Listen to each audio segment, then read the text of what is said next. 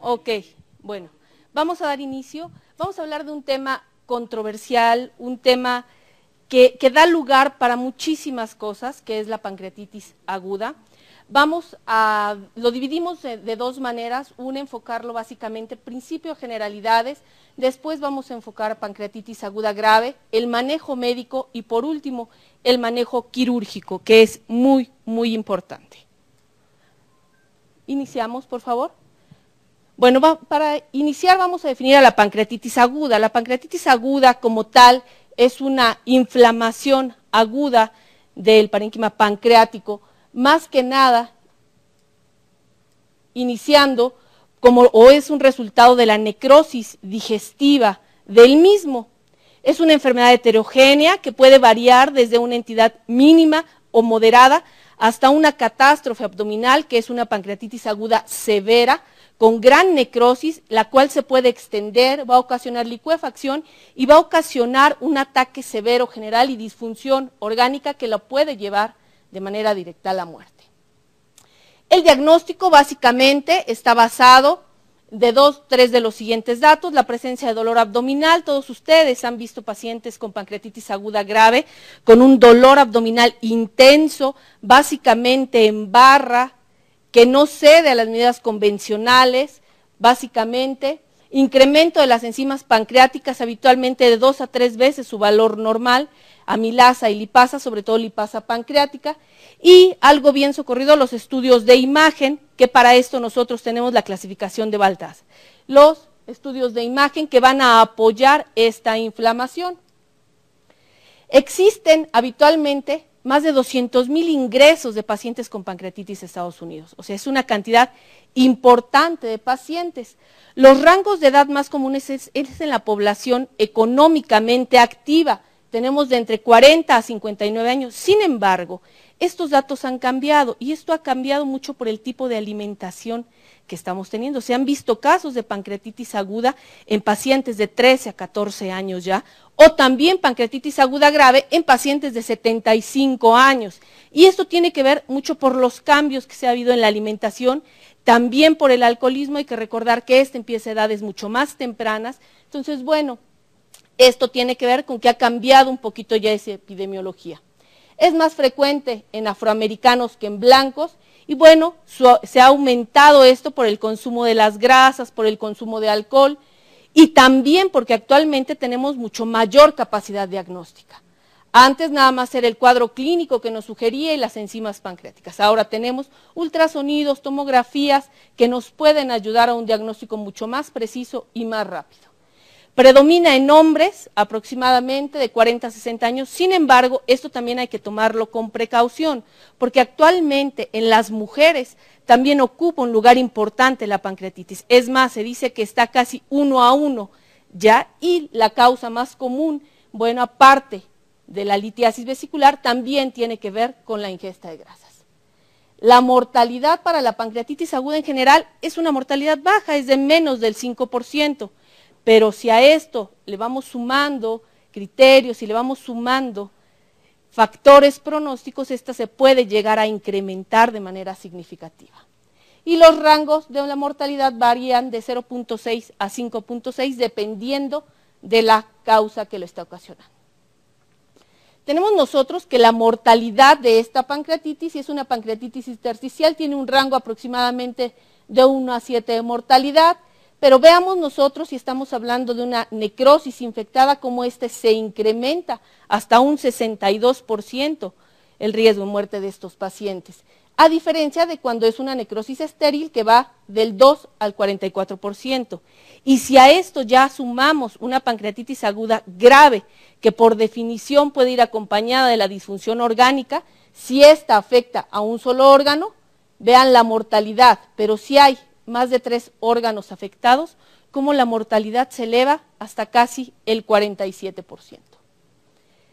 Las causas más comunes son muy variadas. Existe una gran cantidad de situaciones que nos pueden llegar a ocasionar pancreatitis, Tal vez las más comunes es la litiasis o la microlitiasis, que es la causa más común, que antes se decía que era casi exclusiva de las mujeres, ahora ya vemos que no es cierto, a los hombres también cursan con litiasis y también les puede dar la pancreatitis debido a esto, porque antes decían, un paciente con pancreatitis es un paciente alcohólico, una mujer con pancreatitis es una mujer con litiasis vesicular, ahora hemos visto que no, ambos nos puede llegar a afectar por igual, entonces la litiasis o la microlitiasis es la causa más común. El abuso del alcohol, y se menciona que se presenta después de 5 a 10 años y de un alcoholismo intenso, pero esto es muy variable, hemos visto jóvenes que después de una ingesta prolongada de alcohol, aunque sea su primera ocasión y que ellos llevan tomando 5 o 6 días, llegan con una pancreatitis aguda grave, y esto es independiente del tiempo que hayan o no consumido esto. Post-CEPRE también se presenta, aunque es baja la incidencia, y mencionan algo que, bueno, no les gusta mucho a veces a los cirujanos, que es por consecuencia de inexperiencia del médico o por disfunción del esfínter de Oddi, por hiperlipidemia, y esto estamos hablando que actualmente en nuestra población tenemos pacientes con triglicéridos mayor a 700. Muchos de nosotros, de los que estamos aquí, podemos tener triglicéridos por arriba de 500 y ni siquiera poderlo determinar. Entonces el riesgo es bien elevado y esto tiene que ver mucho con nuestra dieta. Entonces básicamente cuando estamos hablando de triglicéridos por arriba de 1000, bueno, es un factor para que nosotros podamos presentar pancreatitis. La hipercalcemia, que habitualmente es por hiperparatiroidismo o cáncer, también existen causas genéticas, la pancreatitis autoinmune, por algunas infecciones, y fíjense que antes, y esto tiene que ver con la mayor capacidad diagnóstica, antes no sabíamos, porque un paciente que no tenía un cuadro tan característico y que llegaba con un Guillain-Barré, como nos llegó a pasar a nosotros, el paciente desarrolló una pancreatitis. Bueno, pues esto tiene que ver básicamente con los virus con los que se presenta y que se ha asociado realmente ya a este tipo de pacientes. De los virus más comunes, citomegalovirus, Coxsackie, varicela, fíjense, de los parásitos toxoplasma y hongos aspergillus, esto se ha visto asociado de manera directa a las causas de pancreatitis. También idiopáticas, que habitualmente es por disfunción del esfínter del Oddi, por microlitiasis o por alguna anormalidad anatómica. También en algunos casos por lesiones císticas del páncreas, que más que nada tiene que ver con afectación ductal. La fibrosis quística también puede llegar a ocasionar pancreatitis, es raro y habitualmente va asociado a tejido pancreático remanente. El páncreas divisum, la úlcera péptica penetrada, que puede llegar a ocasionar pancreatitis, aunque es raro, la pancreatitis postquirúrgica, y esto es debido a isquemia, el trauma, y algo que es endémico, que es la pancreatitis tropical. Y también la vasculitis, pero solamente en aquellos pacientes que ya tienen estos factores de riesgo. Ya una vez que nosotros determinamos que el paciente tiene un cuadro clínico característico, está en el rango de edad y tiene una causa que pudo desencadenar esto, nosotros tenemos que determinar los criterios de gravedad de esto. Para determinar los criterios de gravedad se han utilizado algunas escalas, tal vez la escala más conocida es los criterios de Ramsson. Los criterios de Ramsson o los criterios de Glasgow o INRI modificados. Sin embargo, estos han empezado a estar en desuso. ¿Por qué? Porque tienen un grave defecto. Se tiene que esperar hasta 48 horas para poder determinar de manera fehaciente la gravedad de los pacientes. Y para esto, actualmente han surgido dos nuevas propuestas que te dicen que dentro de las 24 horas tú puedes evaluar a tu paciente, que es el BISAP y el PSPS, que los vamos a ver ahorita. Básicamente, de los criterios de Ramsson que nosotros conocemos, es la edad mayor a los 55 años, la glucosa mayor a 200, los leucocitos mayores a 16,000, la DHL mayor a 400 y la TGO mayor a 250. Esos son los que nosotros vamos a buscar al ingreso. A las 48 horas vamos a buscar disminución del hematocrito, la urea mayor a 5 miligramos, la oxemia menor a 60, déficit de base mayor a -4, un secuestro de líquidos y disminución del calcio. Y se ha visto que cuando nosotros ya vamos sumando todos estos criterios, tenemos algunos riesgos de muerte. Por ejemplo, si tenemos más de 3 criterios, bueno, la mortalidad puede ser a 3%, más de 3 criterios de 11 a 15, pero cuando tenemos más de 6 criterios, esta mortalidad se eleva hasta casi en un 40%. Los criterios de IMRI o criterios de Glasgow, que también se tienen que evaluar al ingreso y a las 48 horas, son muy parecidos. Lo único que varía básicamente es que en esta clasificación de IMRI, al ingreso valora el calcio, valora la urea, valora la oxigenación y en la albúmina, básicamente, que en los de Ramsson los valoraba a las 48 horas. Aquí los valora al ingreso. Y a las 48 horas nuevamente la glucosa, la urea, el calcio, la oxigenación, la albúmina. Sin embargo, les digo que estos criterios están empezando a estar en desuso y se recomienda que se puedan llegar a utilizar el modelo BISAP, que es el que puede evaluar de manera inicial al paciente dentro de las primeras 24 horas. Y es algo tan sencillo como que se ha asignado un punto a cada uno de los siguientes variables. Y si ven ustedes, nada más son 5 variables. ¿Cuáles? BUN mayor a 25, alteración del estado mental, la presencia de síndrome de respuesta inflamatoria sistémica, la edad mayor a 60 años y la presencia de derrame pleural. Y con esto se ha demostrado que el BISAP presenta un intervalo de confianza del 95%. Contra el Apache, que bueno, presenta también un intervalo de confianza del 95%, básicamente, pero que antes se consideraba que era lo más importante porque te valoraba el estado previo del paciente, la gravedad o cronicidad de esto, lo agudo, y aparte las variables fisiológicas. Entonces, con esto tan simple como que tú veas en ese momento el BUN, la alteración del estado mental, el síndrome de respuesta inflamatoria con todos sus componentes, la edad y la presencia de derrame pleural, tú ya sabes que ese paciente se te puede complicar y puede llegar a presentar complicaciones severas. Y eso lo puedes hacer desde el momento mismo que el paciente ingresa al hospital. ¿Por qué? Porque lo primero que hacemos nosotros de rutina es ver la edad, pedirle una radiografía y pedirle los estudios de laboratorio y valorar su estado mental. Y también el POPS, en el cual se da un puntaje a cada una de estas variables, muy similar a la que damos en el Apache, y tenemos que ver la edad, de 16 a 29, 0 puntos, de 30 a 39, 1 punto, de 40 a 49, 3 puntos, de 50 a 59, 5 puntos, de 60 a 69, 7 puntos, y por arriba de 70 años, 8 puntos. La presión arterial media, también vemos nosotros que si tiene 50 o 59 le vamos a dar 4 puntos, si tiene de 40 a 49, 6 puntos, y menos de 40, 8 puntos. La oxigenación o el índice de Kirby, que vemos nosotros si es mayor a 2.25, si es de 75 a 2.24, menor a 75, y a cada uno se le adjudica un puntaje. El pH arterial, la urea y el calcio. Y se menciona que con esto vemos aquí nosotros a mayor puntaje, mayor riesgo de muerte. Si el paciente tiene 20 puntos, aproximadamente tendrá un 65% de posibilidades de complicarse y hasta fallecer. ¿Sí me explico? Y esto es algo bien rápido. Esto nosotros lo podemos hacer desde que llega el paciente, porque estas variables sí las podemos determinar de manera inicial. Tal vez lo que se pueda llegar a complicar un poco más es el calcio, pero ya en la gran mayoría de los gasómetros viene integrado esto. Entonces, esto nos puede dar datos muy tempranos y nos puede determinar la gravedad del paciente sin tener que esperarnos las 48 horas como era antes de Ramsson o de Glasgow modificado. Entonces, tenemos el sistema BISAP y tenemos el POPS básicamente. También tenemos factores predictivos. Uno de ellos es la hemoconcentración cuando tenemos un hematocrito mayor a 44.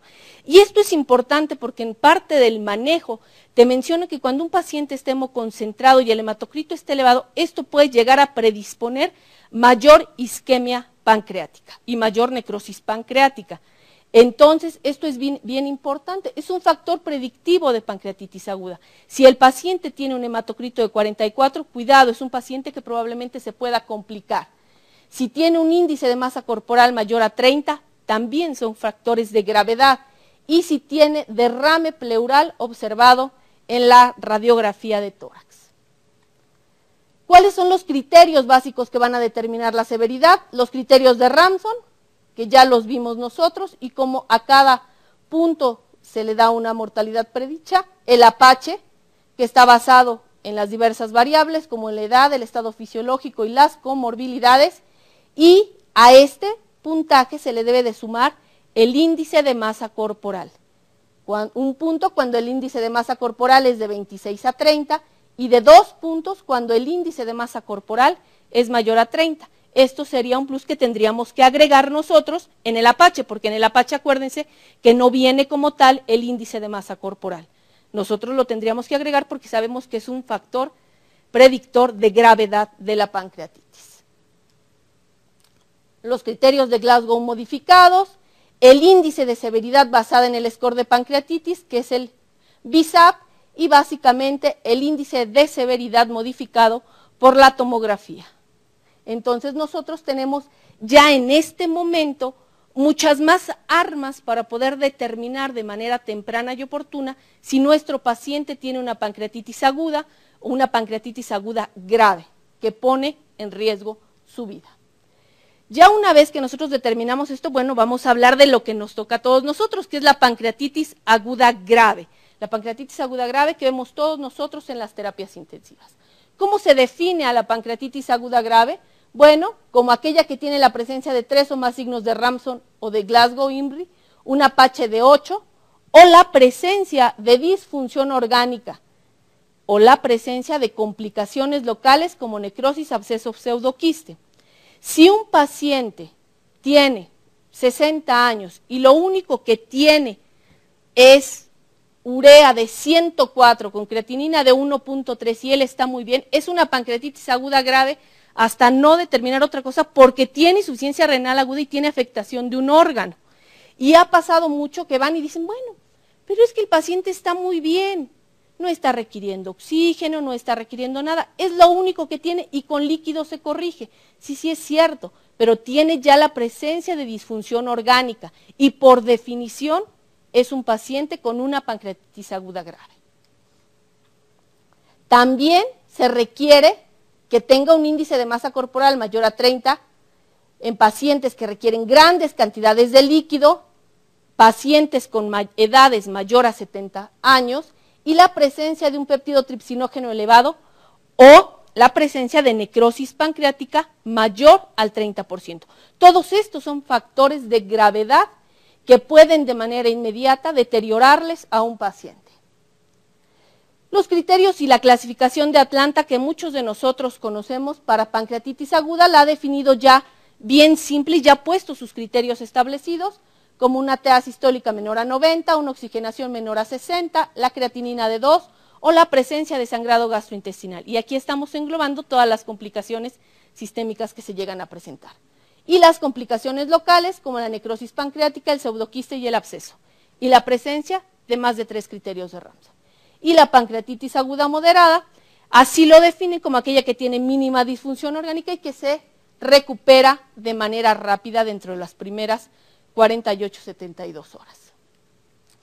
Básicamente, pancreatitis aguda es un proceso inflamatorio agudo del páncreas, la moderada va asociada a disfunción orgánica mínima y la severa asociada a falla orgánica, con predictores de severidad ya sea Ramsson o Apache mayor a 8 y la presencia de complicaciones sistémicas como estado de choque, alteración pulmonar, falla renal, sangrado gastrointestinal, coagulación intravascular diseminada y aquí ya te dan específicamente, o sea, vean ya como ya nos están dando todos los criterios como la plaquetas menor a 100.000, el fibrinógeno mayor a 1, productos de degradación del fibrinógeno mayores a 80 microgramos litro o la presencia de alteraciones metabólicas como el calcio menor a 8. También existen algunos biomarcadores que nos van a ayudar en el manejo de esta pancreatitis aguda grave, que es la proteína C reactiva, la interleucina 6, la activación del péptido tripsinógeno y la procalcitonina. También tenemos las antiproteasas alfa-2 macroglobulinas, las antiproteasas alfa-1, la DHL, la proteína C reactiva, la elastasa de los polimorfonucleares y la interleucina. ¿Por qué son importantes mencionarlas? Porque también se comenta que cuando nosotros tenemos una proteína, una PCR elevada, esto es un indicador de necrosis pancreática. Entonces, esto nos puede orientar a si el paciente tiene una necrosis pancreática o esto se ha extendido de manera importante. Y vemos las concentraciones pancreáticas, las concentraciones plasmáticas de cada una de ellos, y algo importante, la elevación y el pico máximo que alcanzan en los días, porque también estamos muy acostumbrados a pedirles amilasas de manera repetida, pero bueno, finalmente la amilasa solamente se va a elevar durante las primeras 48 horas, después va a empezar un descenso significativo. Y tal vez la que permanezca más tiempo elevada, aparte de las antiproteasas, que no contamos en muchos hospitales con esto, bueno, básicamente es la proteína C reactiva. La elastasa de polimorfonucleares es un marcador temprano de gravedad, sus valores son de 250 microgramos al ingreso y de 300 microgramos a las 24 horas. La proteína C reactiva son valores de 80 a 210 con un punto de corte de 150 y vean, tiene un 80% de sensibilidad, un 75% de especificidad y sobre todo tiene que ver más que nada con necrosis pancreática. Actualmente la procalcitonina también juega un rol muy importante como parte de los marcadores biológicos de la pancreatitis, y esto cuando estamos hablando con valores arriba de 4 miligramos mililitro y tiene una especificidad casi del 90%. Y por supuesto la activación de las proteasas como el péptido tripsinógeno con valores de 50 miliosmoles y el péptido activado de carboxipeptidasa también nos pueden llegar a ayudar a completar este diagnóstico. También la clasificación de Baltázar, que ya gran parte de ustedes las conocen, en la cual nosotros tenemos un páncreas normal, un crecimiento focal o difuso del páncreas, más una colección pequeña de fluido extrapancreático. La clasificación C es todo lo anterior más la inflamación peripancreática y 30% de necrosis pancreática. La D es todo lo anterior más una colección líquida extrapancreática única, más 30-50% de necrosis pancreática, y la E es todo lo anterior más una colección extensa extrapancreática, un absceso pancreático de más del 50% o más del 50% de necrosis pancreática. Esto es algo importante porque antes decían, bueno, un paciente con una pancreatitis C va a tener peor pronóstico que un paciente con una pancreatitis B. Y hemos visto que esto no es cierto. Un paciente con una pancreatitis B puede tener una evolución completamente fatal y diferente a un paciente que tenga una pancreatitis C. Nosotros estamos muy acostumbrados a que decimos, bueno, es que si tiene todo esto, su pronóstico va a ser mucho peor. A los de una pancreatitis B les va a ir mucho mejor. Y la realidad es que todo depende de las condiciones previas del paciente, de la genética y la afectación multiorgánica que tenga. Entonces, un paciente con una pancreatitis B puede tener una evolución fatal, igual que una pancreatitis E puede ir básicamente lentamente hacia la resolución del cuadro. Tenemos nosotros que tenemos un índice de gravedad de acuerdo a esto y le vamos a dar un puntaje. Si tenemos una pancreatitis A y tiene 0 necrosis, pues le vamos a dar 0 puntos. Si tiene una pancreatitis B, le vamos a dar 1 punto, pero si tiene menos del 30% de necrosis, le vamos a dar 2 puntos. Una pancreatitis C, le vamos a dar 2 puntos, y si tiene del 30 al 50%, le vamos a dar 4 puntos, y vamos a ir sumando esto, por supuesto, a mayor puntaje, mayor severidad de la pancreatitis.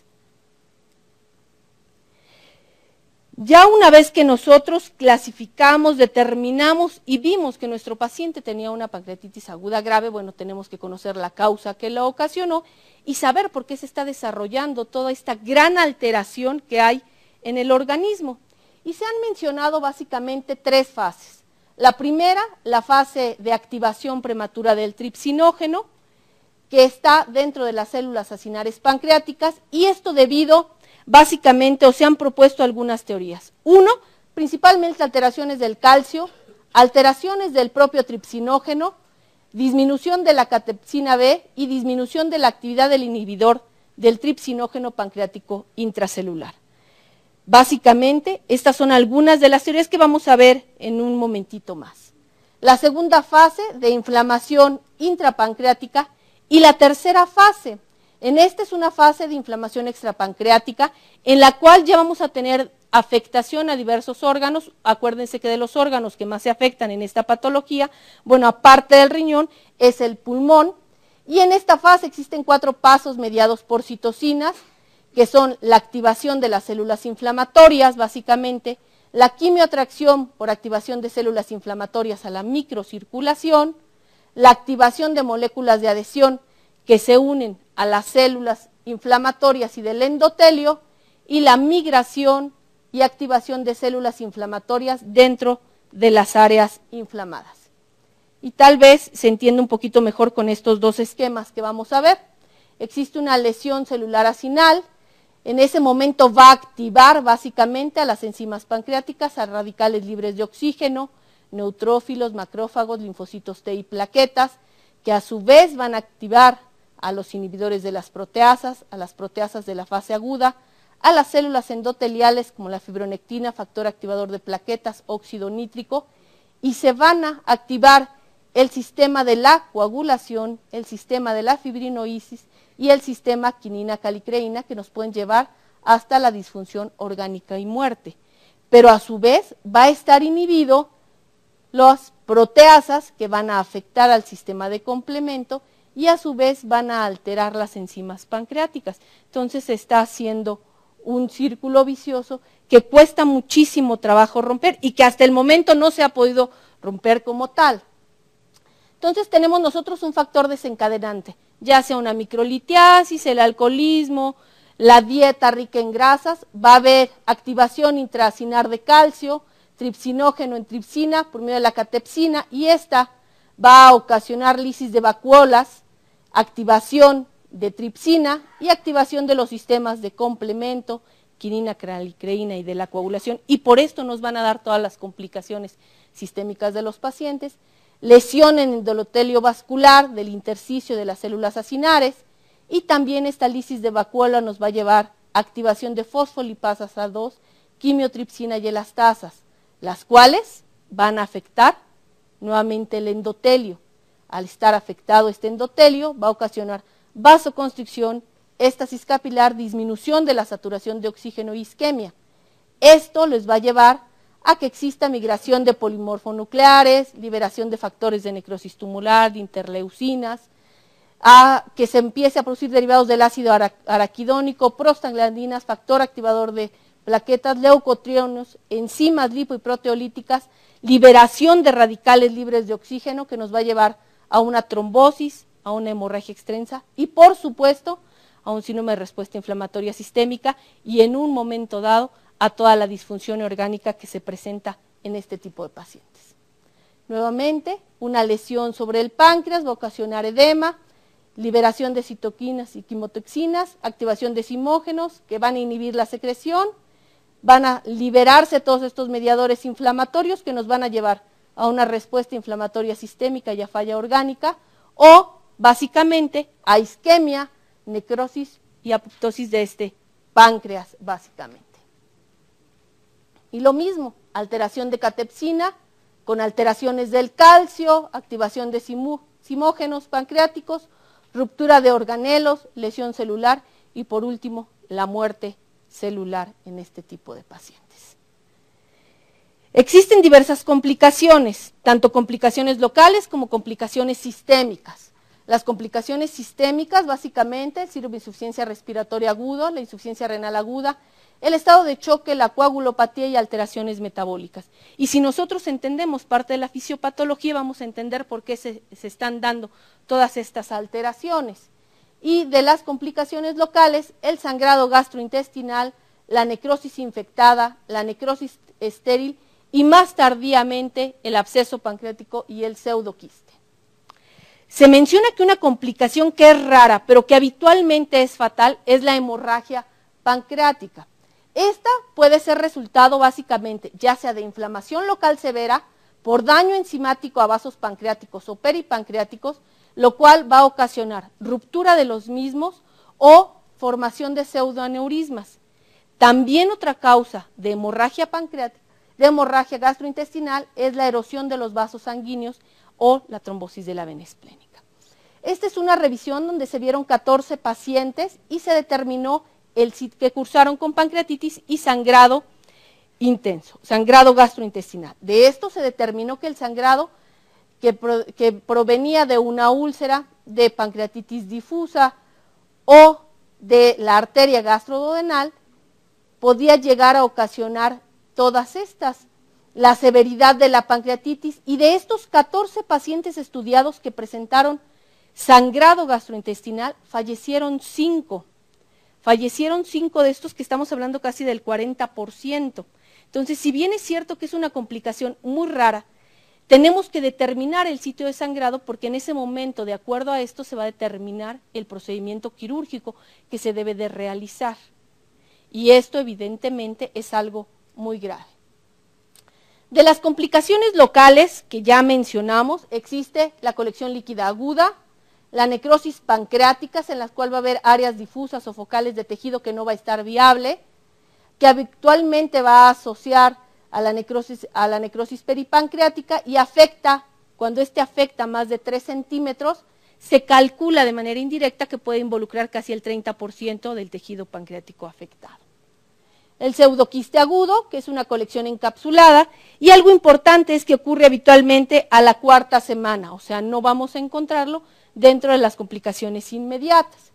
Y el absceso pancreático, que esta sí es una complicación común, que se presenta después de la 4ª semana, aunque hay algunas revisiones que dicen que a la 2ª semana ya podemos nosotros empezar a evidenciar el absceso, y va a ser circunscrito, va a tener una colección intraabdominal, va a estar cerca del páncreas y puede tener necrosis o no.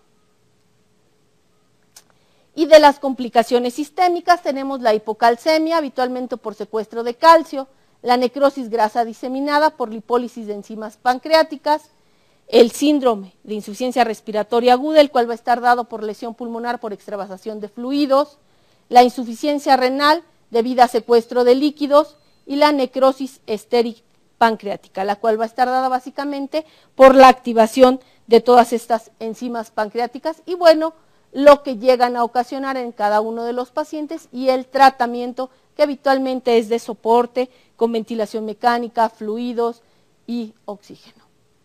La necrosis pancreática infectada, esto es algo importante porque la desarrollan 1/3 de los pacientes y esto va a ser secundario habitualmente a translocación bacteriana. Va el paciente a empezar con datos de sepsis, la tomografía ya nos va a mostrar datos con lesiones homogéneas o la presencia de gas en páncreas y habitualmente esta sí puede llegar a requerir el drenaje percutáneo o el tratamiento quirúrgico. Habitualmente cuando esto involucra más del 50% se menciona que el tratamiento es quirúrgico básicamente. Y algo importante, la colangitis ascendente, que a veces no la tomamos nosotros mucho en cuenta y que también es una complicación y más que nada es porque los litos van a impactar con el colédoco y van a producir estasis bilar e infección. Y el paciente va a tener la triada característica de Charcot, elevación persistente de las pruebas de función hepática y el diagnóstico lo tenemos que hacer por CEPRE. Otra complicación, la pancreatitis crónica, que es por una lesión prolongada de los ductos pancreáticos que va a ocasionar autólisis e inflamación, el pseudoaneurisma de la arteria gastroduodenal o de la arteria esplénica y la fístula pancreática.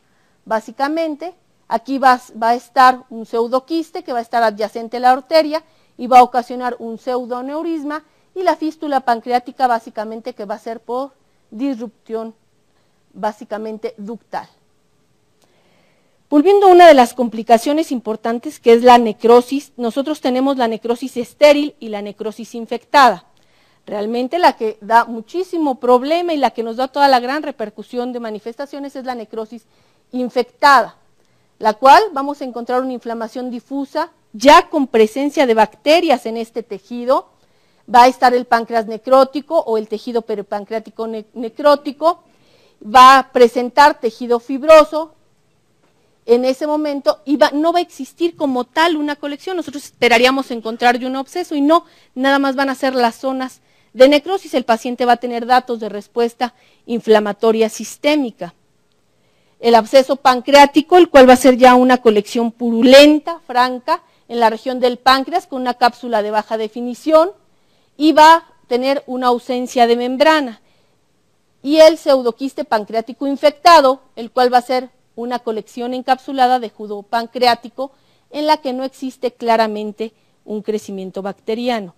Ahora, hay que ver los gérmenes que ocasionan esto.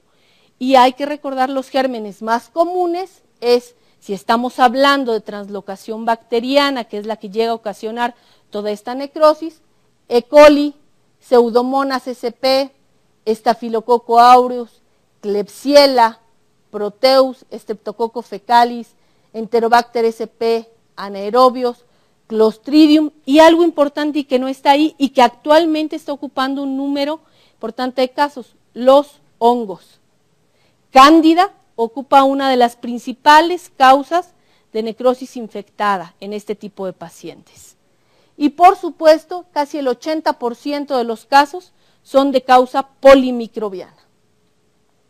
Ya una vez que nosotros determinamos esto, bueno, vamos a manejarlos y tal vez sea lo más difícil de todo esto.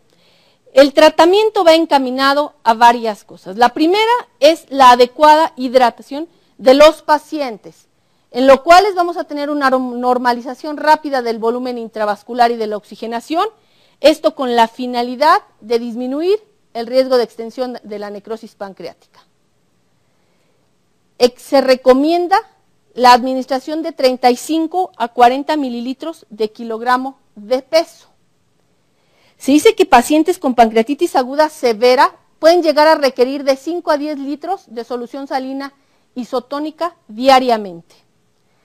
Y se recomienda que durante las primeras 48 horas el volumen de infusión de líquido sea de 200 a 400 mililitros por hora.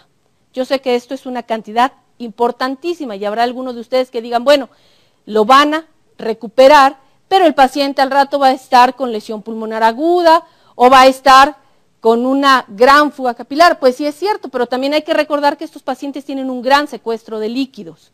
Entonces, se recomienda, bueno, que lleguen a requerir de 200 a 400 mililitros por hora. Y en las siguientes 48 horas se recomienda que se pueden llegar a administrar, y dependiendo de cada paciente, de 250 a 300 mililitros hora. O sea, estamos hablando de cantidades importantes de volumen. Y esto es muy importante porque hay que recordar que estos pacientes cursan con hipovolemia. Muchas veces están vomitando, están diaforéticos, y que estos pacientes por sí mismos, por lo que habíamos comentado de la fisiopatología, que están todos estos mediadores inflamatorios alterados, van a tener incremento en la capilaridad vascular. Y que la hipovolemia es la mayor causante de la necrosis pancreática. Entonces se recomienda que es piedra angular del tratamiento el manejo agresivo con líquidos, ya que va a minimizar la necrosis pancreática y va a mejorar la sobrevida de los pacientes. También porque hay que recordar que la hipovolemia les puede llegar a ocasionar isquemia intestinal, y esto les va a producir que exista mayor permeabilidad y puede existir mayor translocación bacteriana en este tipo de pacientes, que va a haber mayor productos derivados de las bacterias y las endotoxinas. Y que esto va a incrementar el óxido nítrico, el cual va a contribuir a mayor daño pancreático y, por supuesto, a mayor disfunción orgánica.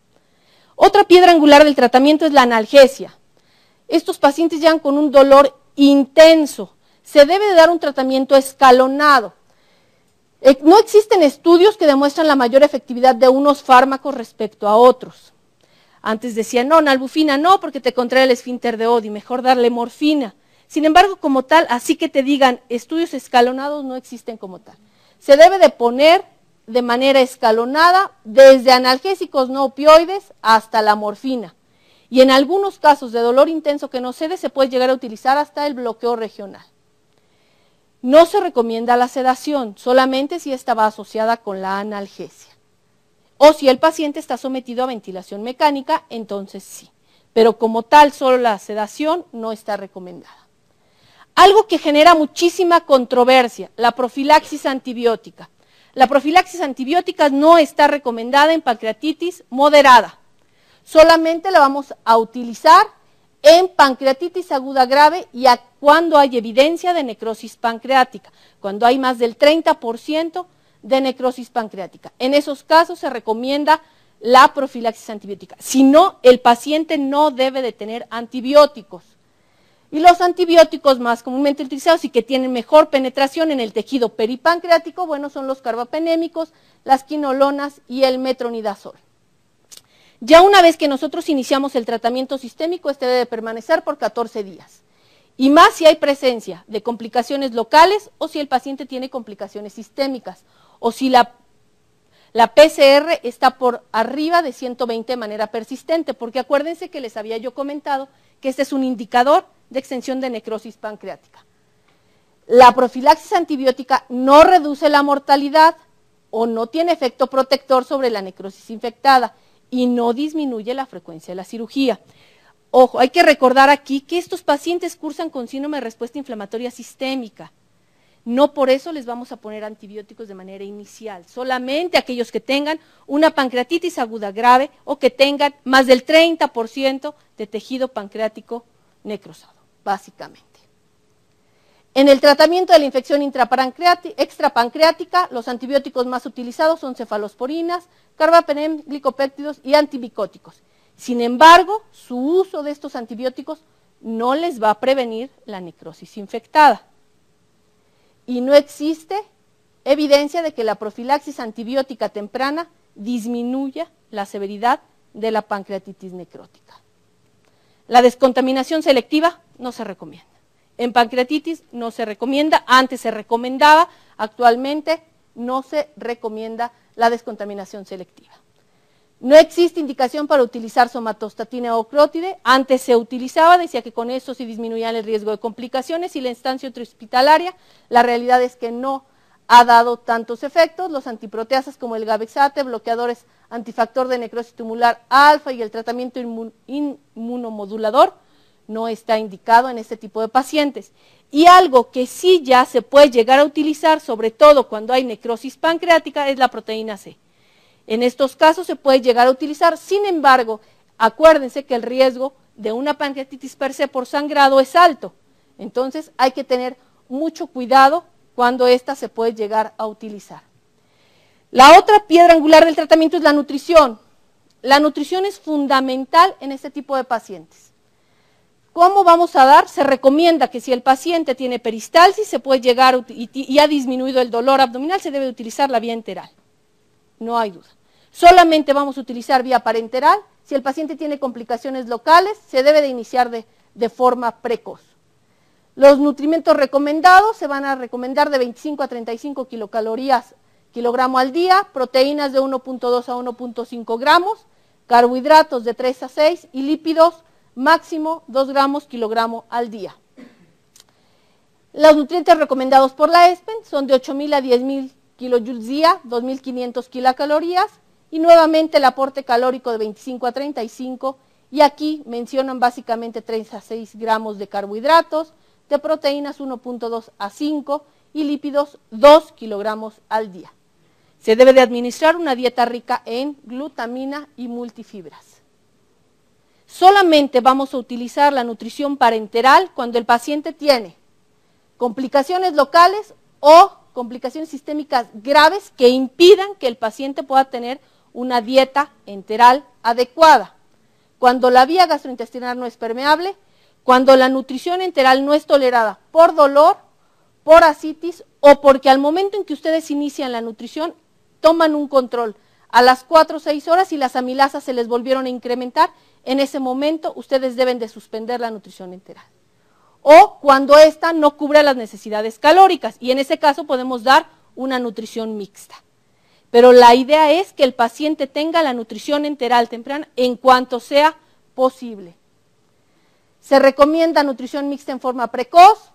Cuando la vía de alimentación es enteral se puede utilizar sonda nasoyeyunar o transpilórica y en caso de que el paciente no tenga peristalsis se puede utilizar nutrición enteral con sonda yeyunal en pequeñas cantidades y los requerimientos calóricos se completan con una nutrición mixta o una nutrición parenteral.